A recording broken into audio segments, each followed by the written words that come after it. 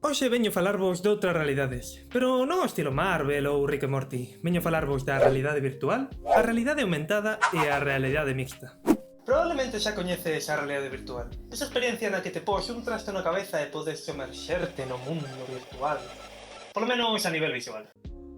Por outra banda, a realidade aumentada consiste en superpoñer elementos virtuais sobre o mundo real para ver ambos a vez.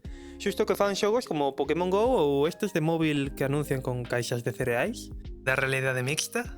A realidade mixta está definida de moitas maneiras sen chegar a un consenso. Algúns autores a definen como un continuo que ten a realidade virtual nun extremo e o mundo real non. Conxunto de realidade virtual e aumentada, puidendo referirse ao continuo, introducindo o concepto do mundo sinónimo completo de realidade e colaboración entre evolución de realidade ou AR. Bueno, hai moitas definicións. Se queres máis información acerca do tema, aquí tes algúns artigos que falan desta discordancia. O que nos concerne é que a realidade mixta é algo máis que a realidade aumentada. É como un punto medio entre AR e VR, co cal necesita ter máis información da que proporciona unha cámara.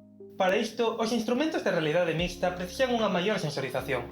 Dispositivos como iPhone ou HoloLens 2 contan con sensores de distancia chamados LiDAR. Se unimos isto coa posibilidade de interactuar co mundo virtual, podemos crear aplicacións moi interesantes. Isto é xusto o que estamos usando na Universidade de Vigo no proxecto europeo Sam4E, ou Xumare, como lle decimos os españois. O obxectivo deste proxecto é crear un plan de actuación para maximizar a reutilización de materiais de obra, incluindo a extracción e a avaliación do estado dos materiais para o seu uso posterior. O traballo da UBICO é obter a xeometría e información xeral sobre os materiais visibles e os elementos de interese que poida haber nos edificios, para despois xerar un modelo 3D. Neste, os outros 16 membros do consorcio engaden a información detallada sobre os materiais e, finalmente, deseñarase un plan de actuación. Se vos interesa o proxecto, podedes atopar máis información e actualizacións na páxina oficial de sam4e.eu, na páxina de LinkedIn ou no Twitter. Grazas por ver e que o coñecemento vos acompañe.